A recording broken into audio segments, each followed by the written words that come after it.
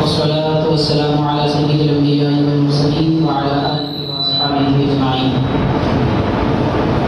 قال الله تعالى في كلامه القديم: إن الله وملائكته يصلون على النبي يا أيها الذين آمنوا صلوا عليه وسلموا تسليما. اللهم صل على سيدنا محمد وعلى آله وصحبه أفضل صلواتك وعدد معلوماتك وبارك وسلم. نگران محفل علیکم ورحمۃ اللہ وبرکاتہ. ماہ ربیع المنور کی آمد اللہ تبارک و تعالیٰ کی طرف سے بے شمار رحمتوں کی لپیٹیں اور کرم کی بارش عام ہونے کا سبب اور ذریعہ. حضور نبی کریم رحمۃ للعالمین صلی اللہ علیہ وسلم ساری کائنات کے لیے رحمت بن کر تشریف لائے ہیں، اور نبی پاک صلی اللہ علیہ وسلم کی رحمت عامت المسلمین بالخصوص اہل اسلام کے لیے نعمت مترقبہ. اللہ تبارک و تعالیٰ نے ہمیں وجود بخشا، نبی پاک صلی اللہ علیہ وسلم کا تصدق ہے، ایمان عطا فرمایا، پیارے آقا صلی اللہ علیہ وسلم کا احسان. حاضرین، ہم مسلمانوں کے لیے اس سے بڑھ کر کوئی نعمت نہیں ہے کہ رب تعالیٰ نے اپنے محبوب رحمت للعالمین صلی اللہ علیہ وسلم سے نسبت، وابستگی اور کمال درجے کی عقیدت ہم کو عطا فرمائے. قرآن مجید حضور پاک صلی اللہ علیہ وسلم کے فضائل و مناقب کا لازوال گلدستہ ہے، اور وہی کلام مقدس نبی پاک صلی اللہ علیہ وسلم کی جملہ فضیلتوں اور کمالات کا ذاکر بھی ہے، اور اس کا فہم بھی اپنے ماننے والوں کو عطا فرماتا ہے. معزز حاضرین، بعض علماء کرام نے لکھا ہے کہ قرآن شریف میں نبی پاک صلی اللہ علیہ وسلم کے فضائل و مناقب کا کوئی اور ذکر نہ بھی آتا، صرف یہ ایک آیت اور اس کا ایک جملہ کافی اللہ کے نبی کی عظمتوں کو بتانے کے لیے، جو رب نے فرمایا فَأْتُوا بِسُورَةٍ مِّن مِّثْلِهِ، یعنی ہم نے ہمارے بندے حضرت سیدنا محمد صلی اللہ علیہ وسلم پر جو کلام نازل فرمایا، آپ جیسی صورت بیان فرماتے ہیں، یعنی سورہ قرآن مجید کا بیان فرماتے ہیں، اے لوگوں تم سب مل کر بھی ویسا ایک سورہ ڈالو. اللہ تعالیٰ ساری کائنات کو یہ اعلان فرما رہا ہے کہ نبی پاک صلی اللہ علیہ وسلم بے مثل ہیں، بے مثال ہیں، آپ کے فضائل، مناقب، بلندیوں کا کوئی ٹھکانہ نہیں ہے. حاضرین، آج ہم آپ کی خدمت میں پیارے آقا صلی اللہ علیہ وسلم کی عظمتوں کا ایک پہلو درود شریف، اس کے متعلق چند باتیں عرض کریں گے. ویسے درود پاک کے متعلق اور اس کی فضیلتیں وغیرہ اکثر ہم سماعت کرتے رہتے ہیں. معزز حاضرین،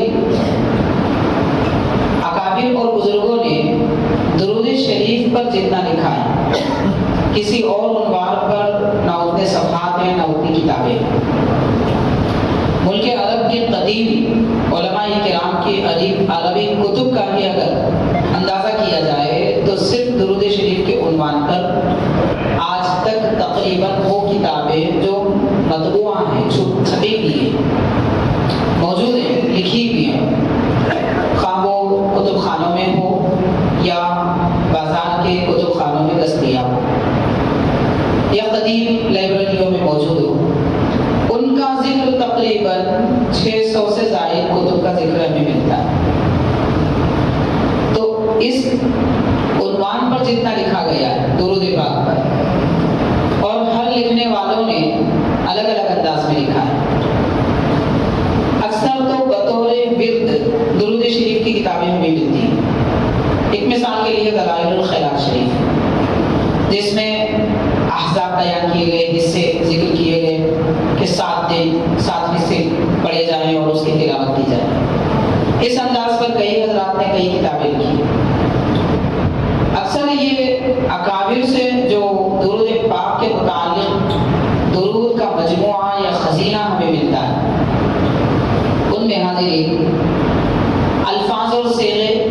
تقریباً ایک درود کے دوسرے میں، دوسرے کے تیسرے میں ملتے ہیں، لیکن بعض ایسے درود ہیں کہ جو ایک مقام پر ہیں تو پھر دوسری جگہ نہیں پائے جاتے۔ وہ ایسے درود ہیں کہ اللہ تبارک و تعالیٰ اپنے محبوب بندوں کے دل پر اس درود کا القاء فرماتا ہے، یعنی وہ الہامی درود ہے۔ درود کے بہت سارے صیغے تو نبی پاک صلی اللہ علیہ وسلم سے ثابت ہیں، احادیث شریفہ سے ثابت ہیں، بہت سارے۔ بعض ایسے ہیں کہ جن کے کلمات اور الفاظ احادیث پاک میں نہیں ملتے ہیں، تو وہ در حقیقت الہامی درود ہے۔ تو الہامی درودوں میں خاص طور پر جو درود جو اکثر ہم سنتے رہتے ہیں وہ دو درود ہیں۔ ایک تو درود فوزیہ، یہ کسی بزرگ کے قلب پر القاء ہوا ہے، جس میں نبی پاک صلی اللہ علیہ وسلم کی خدمت میں بھی درود کے نذرانے پیش ہیں، اور حضور غوث پاک رضی اللہ تعالیٰ عنہ کی خدمت میں بھی درود کے نذرانے پیش ہیں۔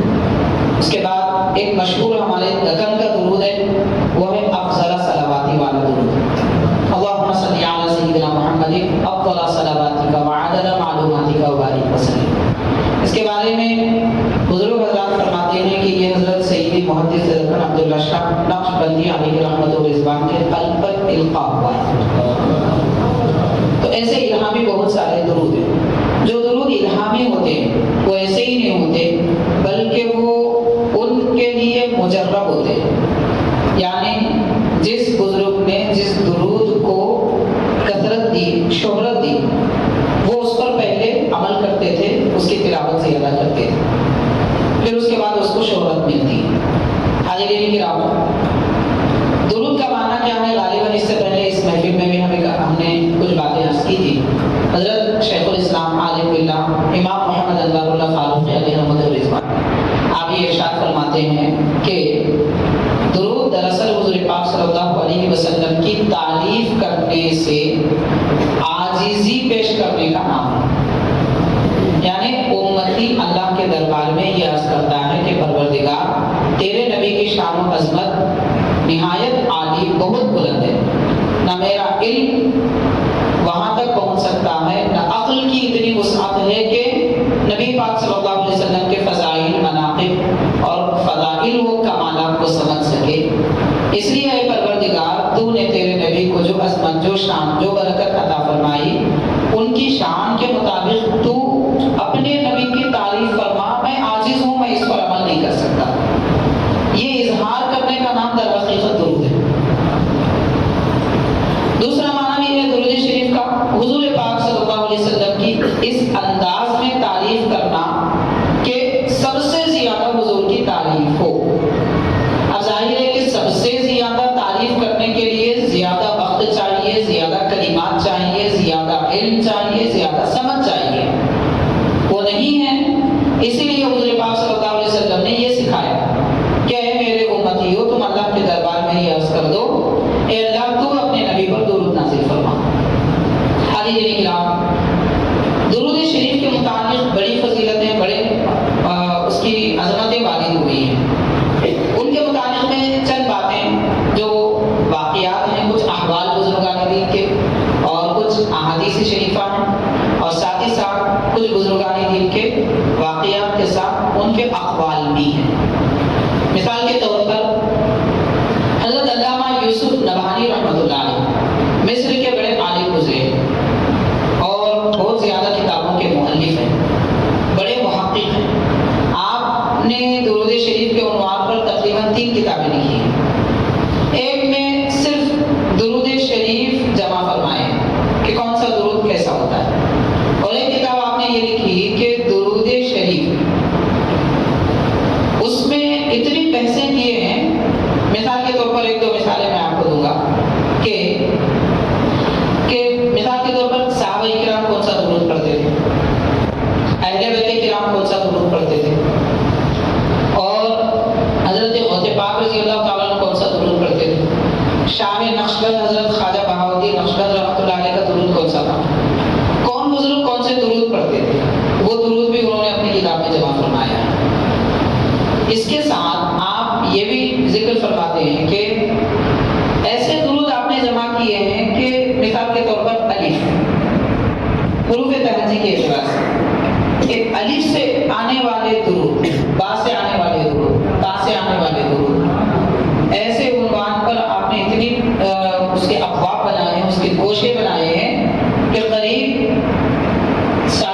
600 صفحات سے زیادہ قدیم اور ضخیم ان کی کتاب ہے،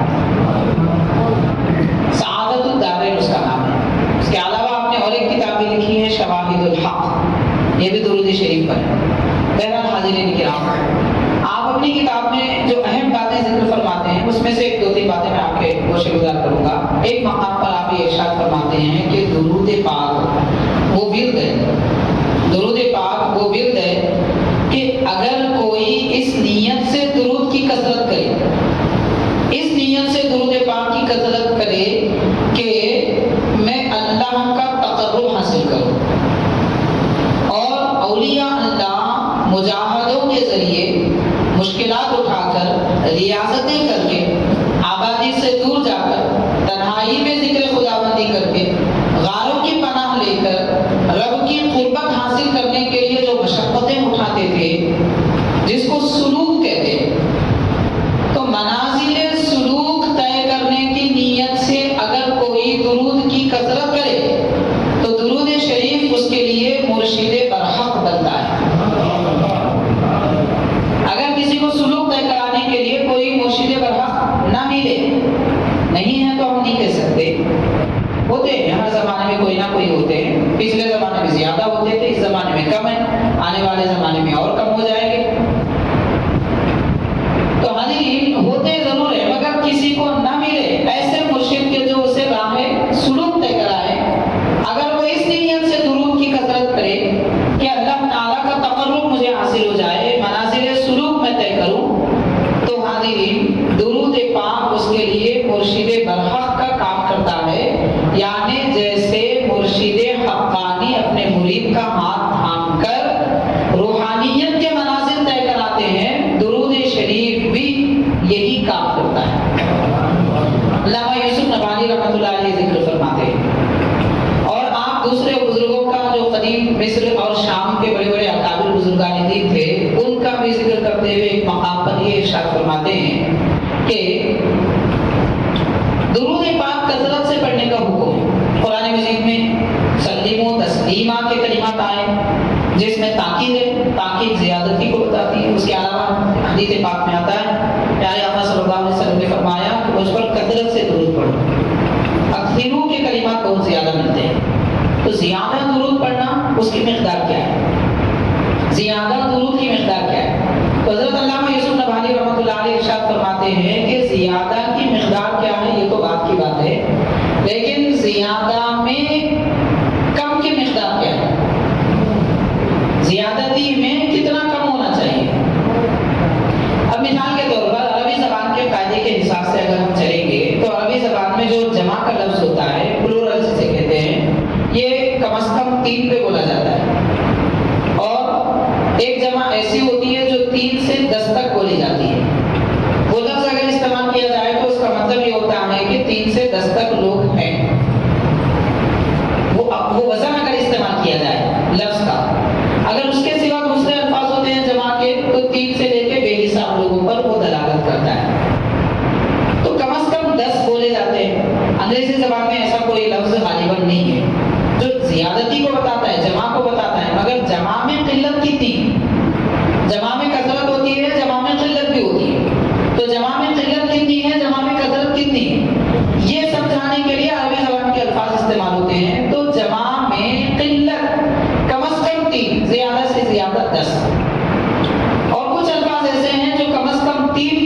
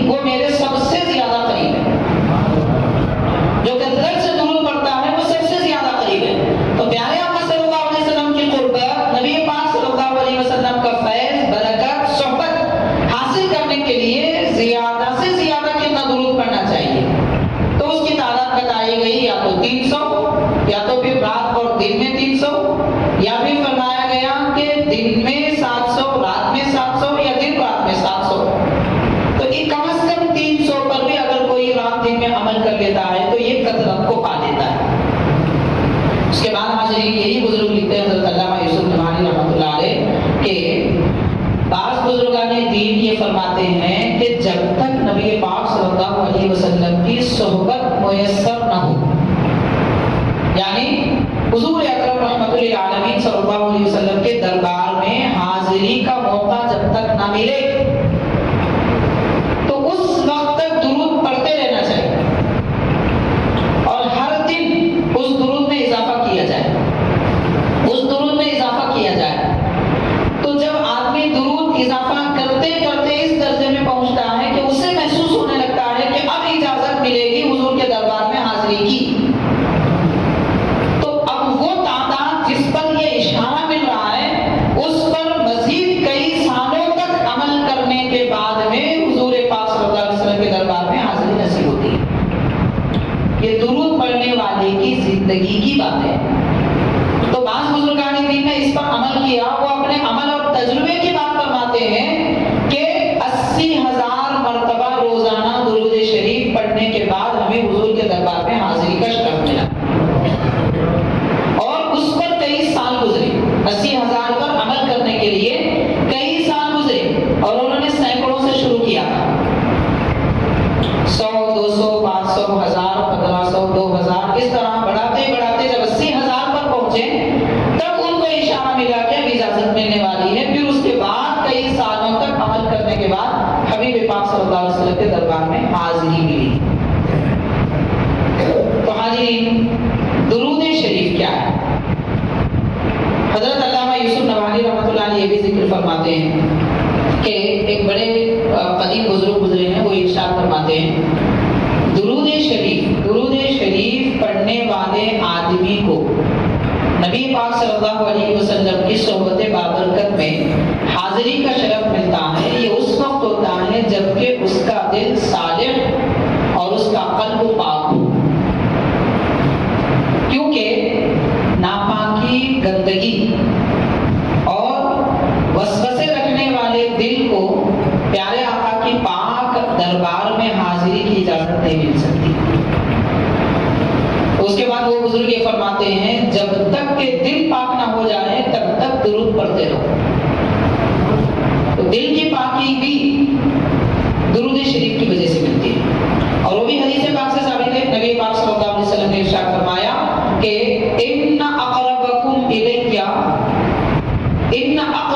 الی اکثرکم علی صلاۃ، کہ تم میں سب سے زیادہ میرے قریب وہ ہے جو زیادہ درود پڑھتا ہے۔ پھر اس کے بعد فرمایا صلو علی فإن صلاتکم ازکا لکم یا زکاۃ لکم، یعنی تم میری خدمت میں درود پڑھتے رہو کیونکہ تمہارے درود پڑھنے سے تمہیں گناہوں کی معافی ملتی ہے، گناہوں سے پاکی ملتی ہے۔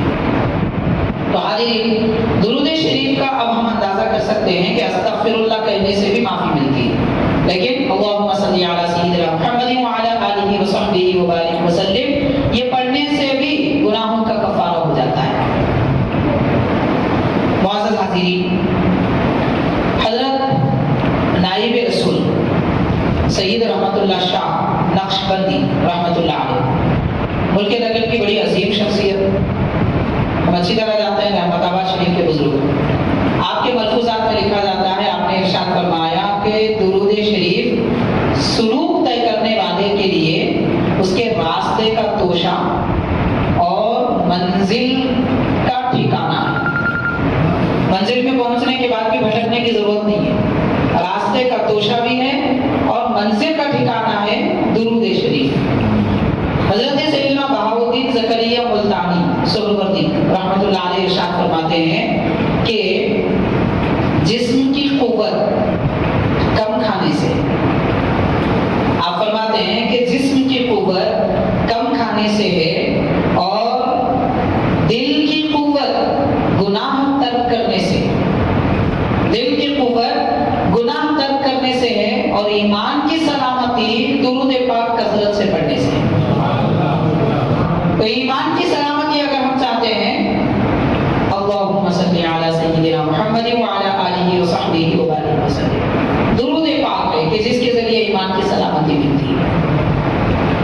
حاضرین کرام، حضور نبی کریم صلی اللہ علیہ وسلم کی خدمت میں ایک صحابی حاضر ہوئے، عرض کیا کہ حضور میں آپ پر درود بہت زیادہ پڑھتا ہوں، کثرت سے درود شریف پڑھتا ہوں، آپ ارشاد فرمائیے کہ میں کتنا درود پڑھوں۔ تو حضور پاک صلی اللہ علیہ وسلم نے ارشاد فرمایا کہ اگر تم اپنے رات دن کا آدھا حصہ اگر درود پڑھو تو تمہارے لیے بہتر ہے۔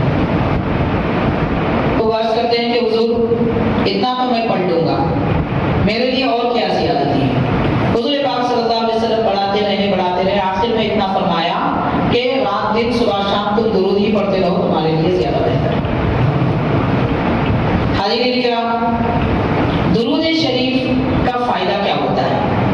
سب سے اہم بات تو یہ کہ درود کی وجہ سے گناہ معاف ہوتے ہیں، درود پاک پڑھنے والے کی زبان پاک ہوتی ہے، درود شریف پڑھنے والے کا دل پاک ہوتا ہے، درود شریف پڑھنے والا غافل نہیں رہتا، درود شریف پڑھنے والا بھولتا نہیں، اور درود شریف پڑھنے والا اللہ کی رحمتوں میں رہتا ہے، درود شریف پڑھنے والا نبی پاک صلی اللہ علیہ وسلم کی قربتوں میں دنیا میں بھی رہتا ہے، آخرت میں بھی رہتا ہے، جنت میں بھی رہتا ہے، اور درود شریف پڑھنے والے کی منہ سے خوشبو آتی ہے، درود پاک پڑھنے والا گناہگار نہیں ہوتا۔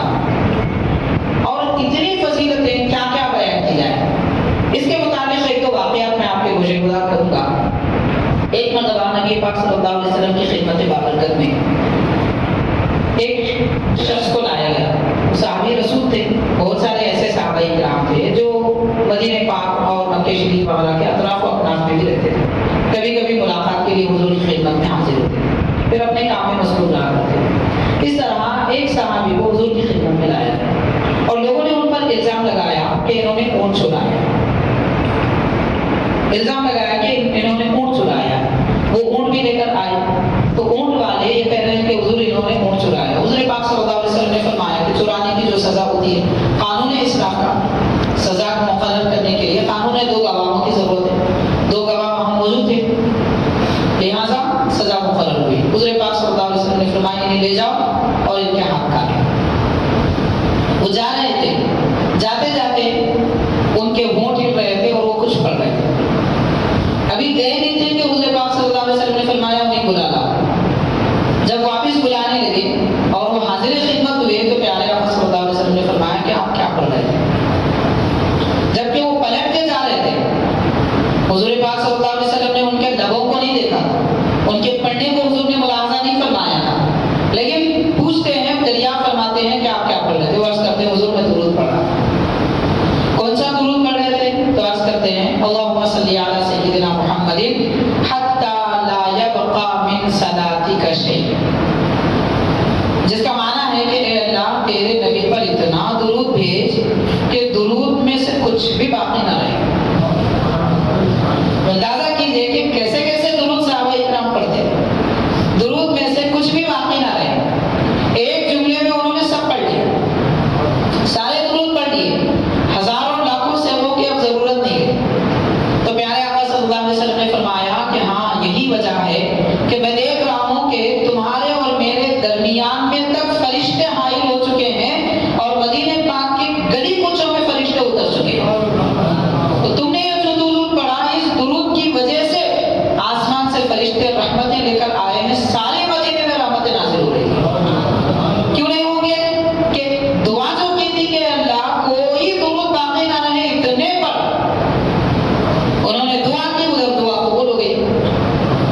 تو فوراً اونٹ پلٹ کر آیا اور کہنے لگا کہ یا رسول اللہ صلی اللہ علیہ وسلم یہ لوگ جھوٹے ہیں، ان کو غلط فہمی ہوئی ہے، دراصل مجھے انہوں نے نہیں چرایا ہے، فلاں آدمی نے چرایا ہے۔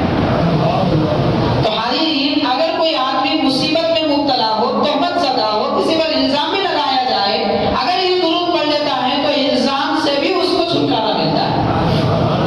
یعنی اگر دنیا ہمیں بدنام کرنا چاہے تو لوگوں کی بدنامی سے ہمیں پریشان ہونے کی ضرورت نہیں ہے، بس ایک مرتبہ صدق دل سے حضور کی خدمت میں درود پڑھیے، اللہم صلی علی سیدنا محمد حتی لا یبقى من صلاتک شیء، کہ درود میں سے کچھ باقی نہ رہے، سب نازل فرما دیں۔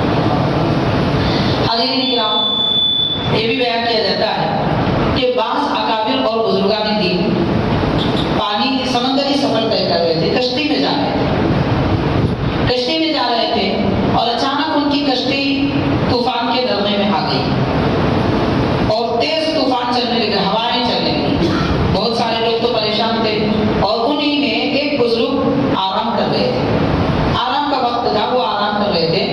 حضور پاک صلی اللہ علیہ وسلم ان کے خواب میں تشریف لائے اور ارشاد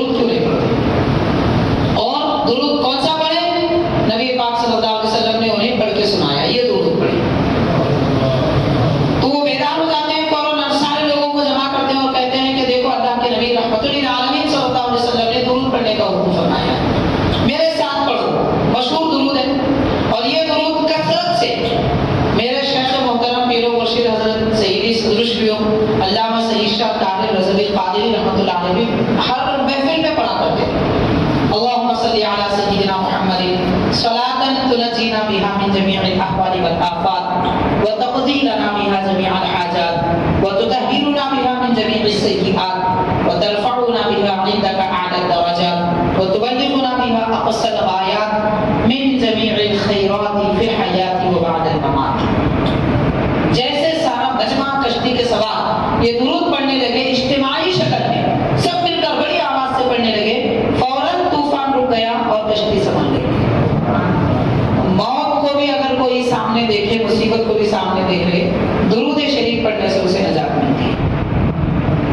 نبی پاک رحمت للعالمین صلی اللہ علیہ وسلم کی خدمت بابرکت میں درود شریف کا فائدہ کیا ہے؟ معزز حاضرین، اس کے متعلق بہت ساری تفصیلات ہیں. انہیں میں سے یہ بھی ذکر کیا جاتا ہے کہ حضرت سیدنا عبداللہ ابن عباس رضی اللہ تعالیٰ عنہ اور علامہ ابن جوزی، جن کو مخالف عقیدہ رکھنے والے لوگ بھی اپنا امام مانتے ہیں اور بڑے عالم دین تھے، بڑے عقیدت مند، اور درود پاک وغیرہ کئی عناوین پر آپ نے بڑی بڑی کتابیں لکھی ہیں. تو ابو الفرج عبد الرحمن ابن جوزی رحمۃ اللہ علیہ، آپ یہ اپنی کتاب میں تحریر فرماتے ہیں جس کا نام بستان العارفین ہے. اس میں آپ ارشاد فرماتے ہیں حضرت عبداللہ بن عباس رضی اللہ تعالیٰ عنہ راوی وہ فرما رہے ہیں کہ میں خانہ کعبہ کا طواف کر رہا تھا اور وہاں پر میں نے دیکھا کہ ایک شخص ایسا ہے جو نہ لبیک کہہ رہا ہے، نہ لا الہ الا اللہ پڑھ رہا ہے، نہ سبحان اللہ و بحمدہ پڑھ رہا ہے، اور طواف کے درمیان میں جو دعائیں منقول ہیں حدیث پاک ربنا آتنا فی الدنیا وغیرہ اس قسم کی کوئی دعا نہیں پڑھ رہا، بس اس کی زبان سے درود شریف ہے، اللہم صلی علی سیدنا محمد وعلی آلہ واصحابہ وسلم درود پڑھ رہا ہے، ہر قدم پر درود پڑھتا ہے. تو میں نے اس سے پوچھا کہ بات کیا ہے، تم اتنی کثرت سے درود پڑھ رہے ہو اور مناسک حج اور عمرہ کے جو ادا کیے جاتے ہیں اس کی دعائیں بھی نہیں پڑھ رہا. تو وہ شخص سر اٹھا کر دیکھتا ہے اور پوچھتا ہے کہ آپ کون ہیں؟ وہ فرماتے ہیں میں عبداللہ ابن عباس ہوں. تو وہ شخص فوراً کہتا ہے کہ آپ کی عقیدتوں، آپ کی محبتوں اور عقیدتوں کو میں مانتا ہوں، اگر آپ کے سوا کوئی اور یہ سوال کرتا تو میں اسے جواب نہیں دیتا. بات دراصل یہ ہے کہ میں اپنے والد محترم کے ساتھ حج کے لیے آ رہا تھا اور میرے والد سود خور تھے. راستے میں ایسا ہوا کہ ان کی موت ہو گئی اور جیسے موت ہو گئی ان کا چہرہ بدل گیا، نہایت سیاہ رنگ کا چہرہ ہو گیا، بدصورت بدنما داغ پڑ گیا. میں پریشان ہوا کہ یہ سفر میں میرے والد سہارا اور پھر یہ کیفیت، اور موت کے بعد میں اس طرح کی کیفیت کسی کی ہو جائے تو یہ بدنامی کا بھی اندیشہ ہے. اس کے علاوہ آخرت کیسی ہوگی میرے والد کی، مجھے فکر لائی ہوگی. تو اس غم میں درود پڑھتے پڑھتے خاموش لیٹ گیا، میری آنکھ لگ گئی اور نبی پاک صلی اللہ علیہ وسلم وہ جانتے نہیں تھے، پہچانتے نہیں تھے، یعنی چہرے سے واقف نہیں تھے، حقیقت سے واقف نہیں تھے، مگر وہ یہ کہتے ہیں کہ ایک نورانی شکل و صورت والی شخصیت تشریف آئی اور میرے والد محترم پر اپنا دست مبارک پھیرا. جیسے ان کا دست مبارک میرے والد کے چہرے پہ پڑا، چہرہ چاند کی طرح منور ہو گیا. اور جب وہ جانے لگے میں نے فوراً دامن پکڑ لیا کہ آپ کون ہیں، مجھ پر اتنا کرم فرما دیا. تو فرماتے ہیں کہ تیرے والد اگرچہ یہ سود خور تھے لیکن میرے دربار میں درود زیادہ پڑھتے تھے، تو اسی لیے میں ان کی شفاعت کے لیے اور ان کی آخرت سنوارنے کے لیے آیا. اس کے بعد حاضرین نبی پاک صلی اللہ علیہ وسلم تشریف لے گئے، ان کی آنکھ کھل گئی اور چہرہ دیکھتے ہیں کہ واقعتاً پہلے جیسا تھا اس سے منور ہو چکا ہے. اس سے اس بات کا ہمیں یقین ہونا چاہیے کہ درود شریف کثرت سے پڑھنے والا اگرچہ کہ گناہوں کی غفلت میں ہو، لیکن جان بوجھ کے گناہ کرنا ایک الگ بات ہے، اس سے تو باس پروس ہونے والی ہے. جان بوجھ کے کنٹرول کر سکتے ہیں مگر نہیں کرتے. اللہ تعالیٰ مغفرت کروانے والا ہے، اس میں کوئی شک نہیں. اللہ تعالیٰ غفور الرحیم ہے، ستار الغیوب ہے، توبہ استغفار کرے تو رب تعالیٰ بخش دیتا ہے، اس کا وعدہ ہے. لیکن گناہوں پر ہر دھرمی یہ اور بات ہے، گناہوں پر ندامت یہ اور بات ہے. تو گناہ ہونے کے بعد آدمی کو ندامت ہونی چاہیے. تو ندامت اگر ہو تو آخر کا انجام اچھا ہوتا ہے. تو درود پاک پڑھنے کی وجہ سے ان کا انجام اچھا ہوا. تو درود شریف گویا کہ موت کے بعد بھی سہارا بنتا ہے، موت کے بعد بھی درود شریف سہارا بنتا ہے.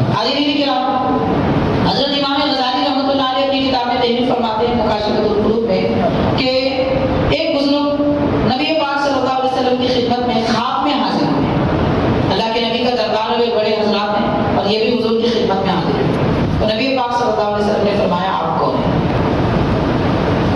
تو عرض کرتے ہیں کہ حضور ہم نے تو احادیث میں پڑھا ہے آپ اپنے ہر امتی کو پہچانتے ہیں اور آپ سے عالم اقوام میں کون سا عالم چھپا ہوا ہے؟ حضور میں آپ کا امتی ہوں آپ مجھے نہیں جانتے. تو نبی پاک صلی اللہ علیہ وسلم نے فرمایا کہ نہیں میں انہیں کو جانتا ہوں جو مجھ پر درود پڑھتے ہیں, میں انہیں کو پہچانتا ہوں جو مجھ پر درود پڑھتے ہیں. تو حاضرین اس کے بعد وہ بزرگ فرماتے ہیں کہ میری آنکھ کھل گئی. اس کے بعد سے میں روزانہ 100 مرتبہ درود پڑھنے کا عادی ہو گیا, 100 مرتبہ درود شریف پڑھنے لگا. چند دنوں کے بعد پھر پیارے آقا صلی اللہ علیہ وسلم کی خدمت میں حاضری ہوئی. اللہ کے نبی صلی اللہ علیہ وسلم نے فرمایا کہ آپ فلاں ہیں, نام لے کر فرمایا ہاں میں آپ کو جانتا ہوں. تو معلوم یہ ہوا کہ پیارے آقا صلی اللہ علیہ وسلم کے دربار میں تعارف اور معرفت اسی کو حاصل ہوتی ہے جو درود زیادہ پڑھتا ہے. حاضرین کرام اب یہ پرفتن دور جہاں گانے بجانے ناچ گانے باقی دوسرے کاموں میں لوگ مصروف, کوئی فون میں مصروف, کوئی کاروبار میں مصروف, کوئی کسی کام میں مصروف, بعض لوگ تو گالی گلوچ میں مصروف اور بعض ٹھیٹے ٹھاٹا میں مصروف, ہنسی مذاق کا دور. یہ اتنا عجیب دور ہے. خیر زمانے کو تو برا نہیں کہنا چاہیے, دور میں رہنے والے زمانے میں رہنے والے لوگوں کا حال یہ چکا ہے. حال یہ ہو چکا ہے کہ گناہ کو بھی گناہ نہیں سمجھا جا رہا ہے, غلطی کو غلطی میں سمجھا جا رہا ہے اور غلطی کرنے والے کو سراہا جاتا ہے, نیک عمل کرنے والے کو معمولی سمجھا جاتا ہے. اس طرح کے دور سے ہم گزر رہے ہیں.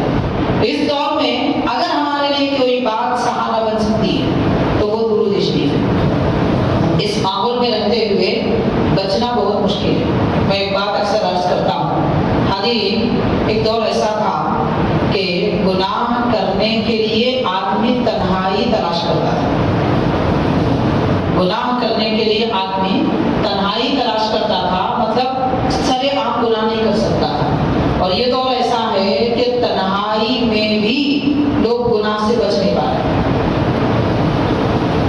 تنہائی میں بھی گناہ سے بچ نہیں پا رہے ہیں, جبکہ نبی پاک صلی اللہ علیہ وسلم نے فرمایا تنہا رہنا سب کے ساتھ رہنے سے اچھا ہے.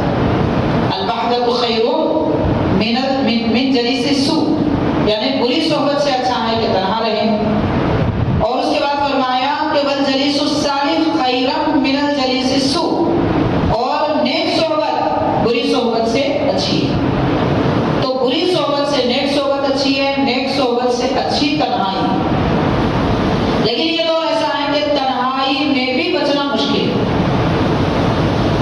اب آپ غور کریں کہ اس پرفتن دور میں کہ آدمی سڑکوں پر نکلتا ہے, باہر نکلتا ہے, شرم کے مارے پسینہ پسینہ ہو جاتا ہے. نگاہوں کی حفاظت کرنا مشکل ہے, دل کی حفاظت کرنا مشکل ہے, زبان کی حفاظت کرنا مشکل ہے. لوگ مجبور کرتے ہیں, برائی پر آمادہ کر دیتے ہیں. نہ چاہتے ہوئے بھی لوگ برائی کے کام کرتے ہیں, کیونکہ ماحول ویسا ہے. چلے ہم ادھر کو جدھر کی ہوا, دنیا جیسی چلتی ہے سب ویسے چلنے لگتے ہیں.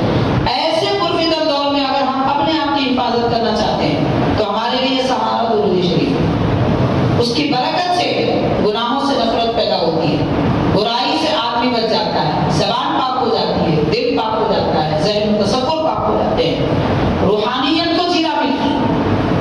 حاضرین کرام حضرت سیدنا خواجہ نظام الدین اولیاء محبوب الہی رحمۃ اللہ علیہ کے ملفوظات میں لکھا جاتا ہے کہ حضرت سیدنا خواجہ قطب الدین بختیار کاکی رحمۃ اللہ علیہ روزانہ 3000 مرتبہ درود شریف پڑھا کرتے تھے. روزانہ 3000 مرتبہ درود شریف پڑھا کرتے تھے. یہ آپ کا معمول رہا. حاضرین یہ ہمارے اکابر اور بزرگوں کا طریقہ رہا ہے. اب اس کے ساتھ ایک بات عرض کر کے میں اپنی بات سمیٹنے کی طرف آتا ہوں. جامع نظامیہ اہل سنت و جماعت کا علمی روحانی قلعہ, ایک دو نہیں لاکھوں کی تعداد میں 150 سال سے علماء کرام کی جماعتیں جہاں سے فارغ ہوتی آ رہی ہیں, اور وہاں کے فارغ علماء زمانہ قدیم سے دین اسلام کی اتنی خدمت کیے ہیں. حاضرین یہ تو سوشل میڈیا کا دور ہے, ترقی یافتہ دور ہے. لمحہ بھر میں آدمی یہاں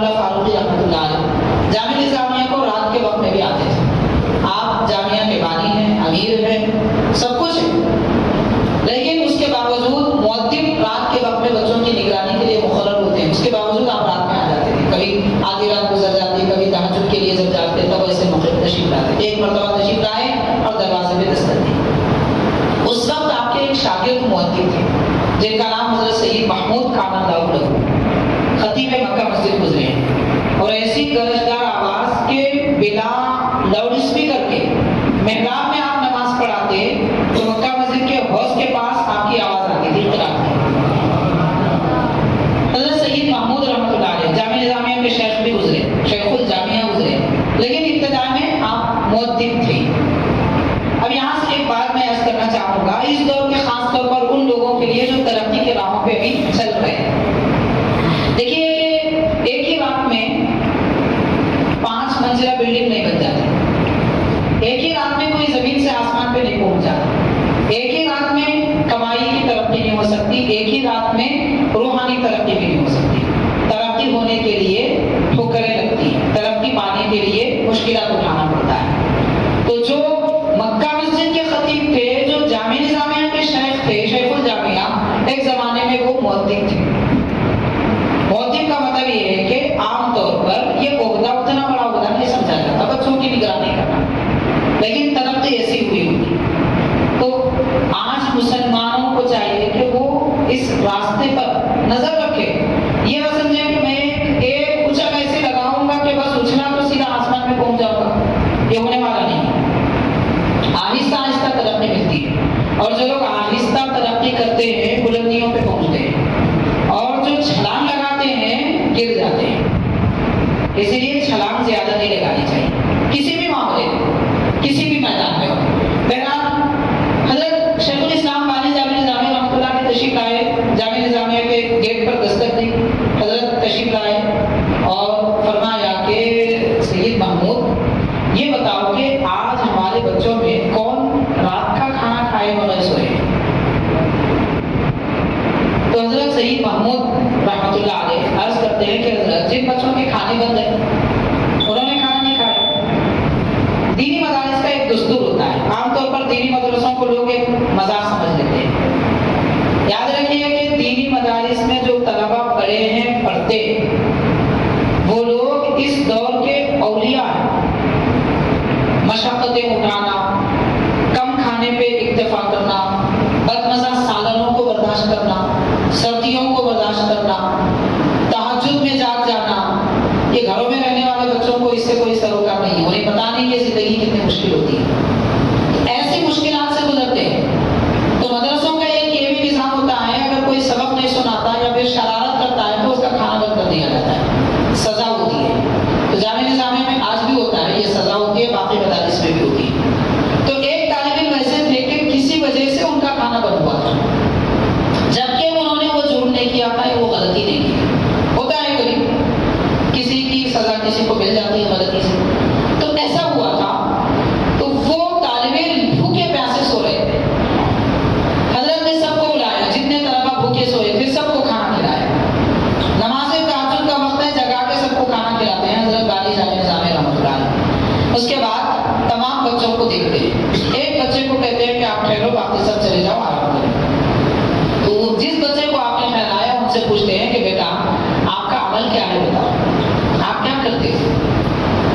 وہ کہتے ہیں کہ حضرت میں کیا کرتا ہوں، 5 وقت نماز پڑھ لیتا ہوں، مؤدب صاحب جاؤ بولتے ہیں، اٹھا لیتے ہیں، میں پڑھ لیتا ہوں، سبق صبح اساتذہ دیتے ہیں، شام میں پڑھ لیتا ہوں، بس یہی کام کرتا ہوں اور کچھ نہیں کرتا۔ نہیں کچھ بتاؤ کیا کرتے ہو؟ تو وہ غور کر کے کہتے ہیں کہ حضرت کچھ نہیں، جب تک نیند کا غلبہ نہ ہو جائے تب تک سبق اور اعادہ پیچھے اسباق کا کرتا رہتا ہوں، جب نیند بہت زیادہ آ جاتی ہے تب درود شریف زبان پر جاری کرتے ہوئے سو جاتا ہوں، اتنا پڑھتا ہوں کہ پڑھتے پڑھتے مجھے نیند لگ جاتی ہے۔ تو حضرت شیخ الاسلام بانی جامعہ رحمۃ اللہ علیہ نے فرمایا بس اسی وجہ سے تو اللہ کے نبی کے محبوب۔ اس کے بعد حضرت سید محمود رحمۃ اللہ علیہ سے فرماتے ہیں کہ پیارے آقا صلی اللہ علیہ وسلم خواب میں ابھی تشریف لائے تھے اور اللہ کے نبی نے مجھ سے فرمایا کہ بیٹا انوار اللہ، ہمارے بچوں میں سے ایک بچہ بھوکا سو رہا ہے، جاؤ اسے کھانا کھلاؤ، اور اس کا چہرہ حضور نے بتایا یہ وہی بچہ ہے۔ تو غور کیجیے، درود شریف پڑھنے والے کا ایک وقت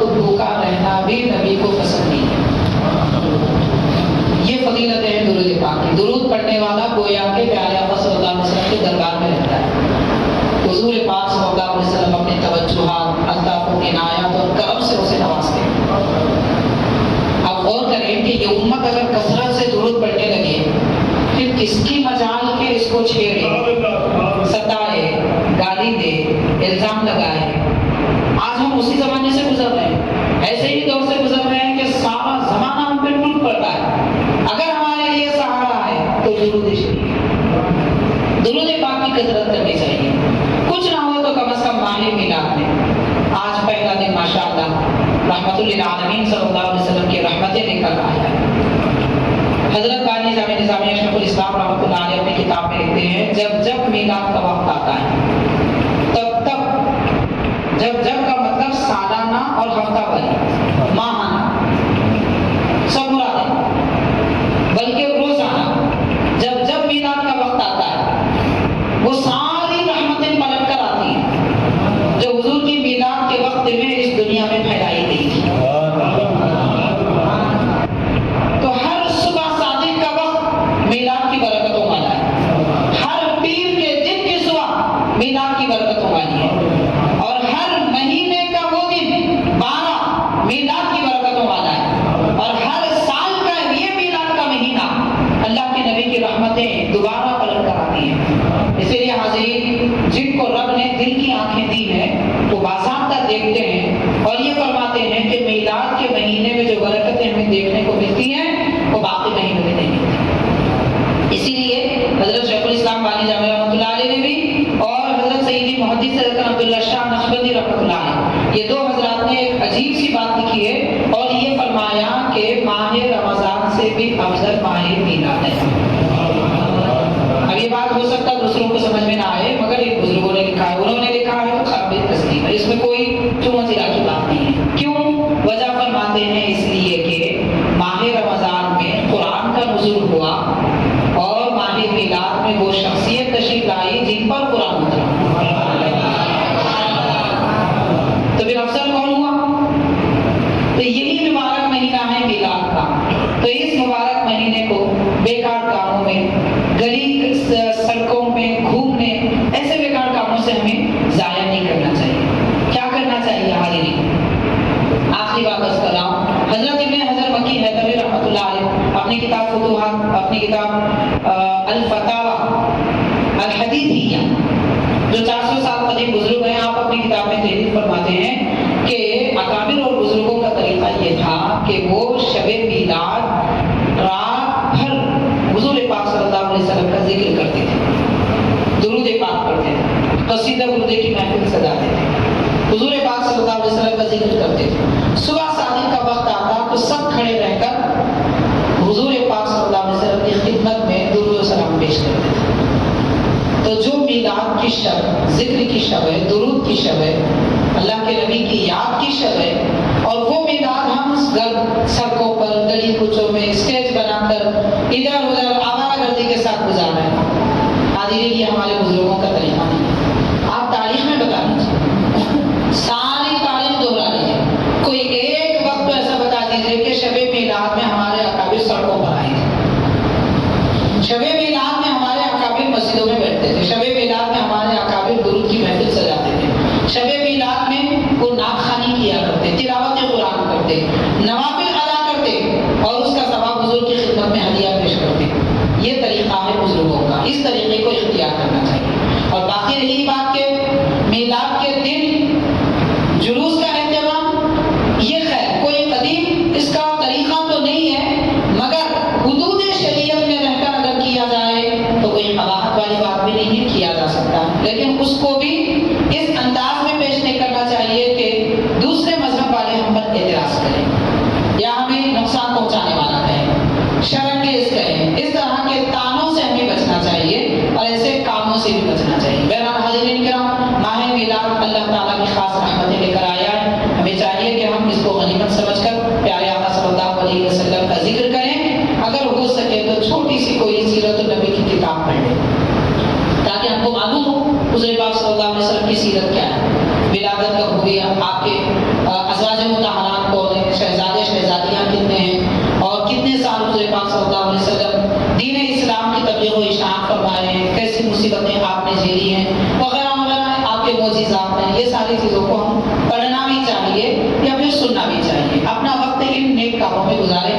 اللہ تعالیٰ سے دعا ہے کہ پروردگار ہمیں کہنے سننے سے زیادہ عمل کی توفیق عطا فرما، درود پاک کی کثرت کرنے والا مومن بنا، درود شریف کے تصدق میں ہمارے دلوں کو تازگی عطا فرما. مولا ہماری روح کو تازگی عطا فرما. رب العالمین گناہوں سے ہمیں محفوظ رکھ. اے اللہ پاک پروردگار، ہمارا دل